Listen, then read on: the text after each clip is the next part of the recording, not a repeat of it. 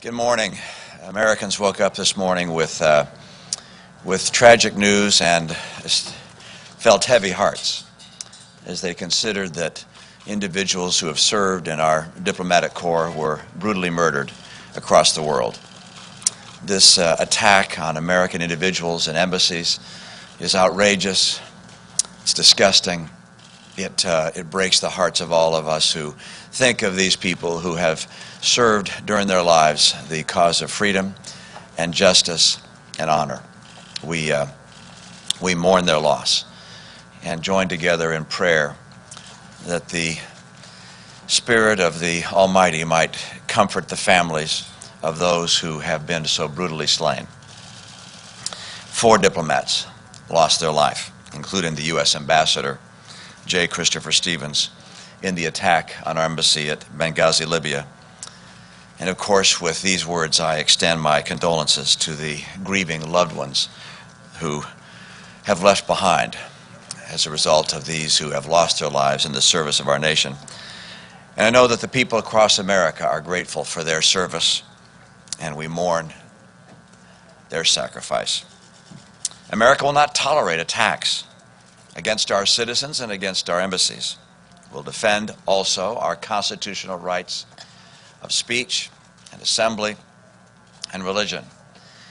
We have confidence in our cause in America. We respect our Constitution.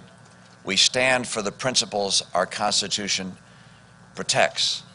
We encourage other nations to understand and respect the principles of our Constitution, because we recognize that these principles are the ultimate source of freedom for individuals around the world. I also believe the administration was wrong to stand by a statement sympathizing with those who had breached our embassy in Egypt, instead of condemning their actions. It's never too early for the United States government to condemn attacks on Americans and to defend our values. The White House distanced itself last night from the statement, saying it wasn't cleared by Washington, and that reflects the mixed signals they're sending to the world. The attacks in Libya and Egypt underscore that the world remains a dangerous place and that American leadership is still sorely needed. In the face of this violence, America cannot shrink from the responsibility to lead. American leadership is necessary to ensure that events in the region don't spin out of control. We cannot hesitate to use our influence in the region to support those who share our values and our interests. Over the last several years, we've stood witness to an Arab Spring that presents an opportunity for a more peaceful and prosperous region, but it also poses the potential for peril if the forces of extremism and violence are allowed to control the course of events. We must strive to ensure that the Arab Spring does not become an Arab winter. With that, I'm happy to take any questions you may have. Steve? The statement you referred to was a very toughly worded statement last night. Do you regret the tone at all, given what we know now? The embassy in Cairo put out a statement after their grounds had been breached. Protesters were inside the grounds. They reiterated that statement after the breach. I think it's a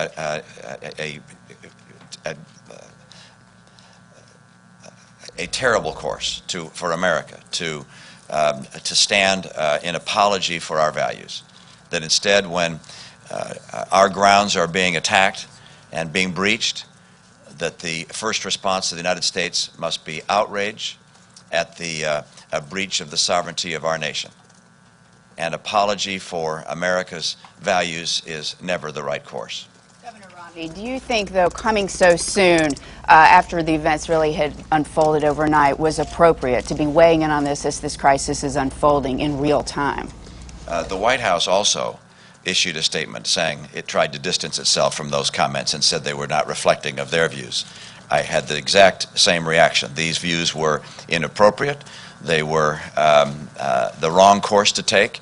When our embassy has been breached by protesters, the first response should not be to say, yes, we stand by our comments that suggest that there's something wrong with the right of free speech. What did the White House do wrong then, Governor Romney, if they put out a statement saying they disagreed with it? their administration spoke.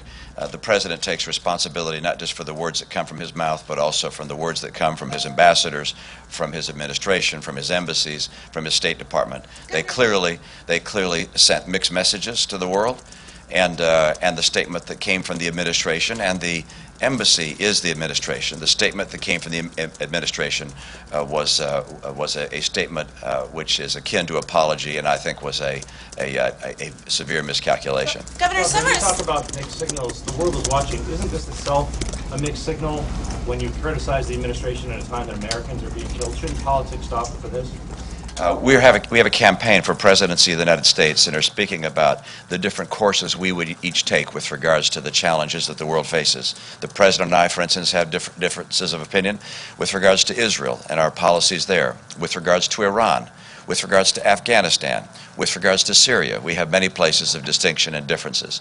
We join together in the condemnation of the attacks on American embassies and the loss of American life, and join in the sympathy for these people. But it's also important for me, just as it was for the White House last night, by the way, to say that the statements were inappropriate, and in my view, a disgraceful statement on the part of our administration to apologize for American values. Governor, some people have said that you jumped the gun a little in putting that statement out last night, and that you should have waited until more details were available.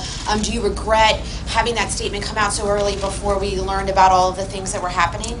I don't think we ever hesitate when we see something which is a violation of our principles. We express immediately when we feel that the President and his administration have done something which is inconsistent with the principles of America. Simply put, having an embassy which has been breached and has protesters on its grounds, having violated the sovereignty of the United States, having that embassy reiterate a statement effectively apologizing for the right of free speech is not the right course for an administration. If you had known last night that the ambassador had died, and obviously I'm gathering you did not know. Well, that came later. That's right. If you had known that the ambassador had died, I'm not going to take hypotheticals about what would have been known and so forth. We responded last night to the events that happened in Egypt. Governor Romney, one of your professed reasons for running is your economic know-how and your private sector experience. But now that foreign policy and the situation in the Middle East has been thrust into the presidential campaign, can you talk about why specifically you think you're better qualified than President Obama to handle these issues? I think President Obama has demonstrated a lack of clarity as to a foreign policy. My foreign policy has three fundamental branches. First, confidence in our cause. A recognition that the principles America was based upon are not something we shrink from or apologize for, that we stand for those principles. The second is clarity in our purpose, which is that when we have a foreign policy objective, we describe it honestly and clearly to the American people, to Congress, and to the people of the world.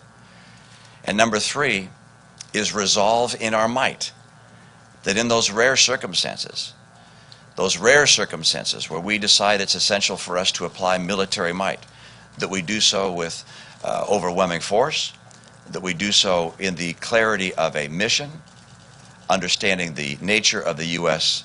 Interest involved, understanding when the mission would be complete, what will be left when it is, what will be left behind us when that mission has been terminated. These elements, I believe, are essential to our foreign policy, and I haven't seen them from the President. As I've watched over the past 3.5 years, the President has had some successes. He's had some failures. It's a hit or miss approach, but it has not been based upon sound foreign policy. How specifically, Governor Romney, would President Romney have handled this situation differently than President Obama did? You spoke out before midnight when all the facts weren't known. How would you have handled this differently than the President did? I spoke out when the key fact that I referred to was known, which was that the Embassy of the United States issued what appeared to be an apology for American principles. That was a mistake. And I believe that when a mistake is made of that significance, you speak out. And so how would you have handled it? Governor Romney.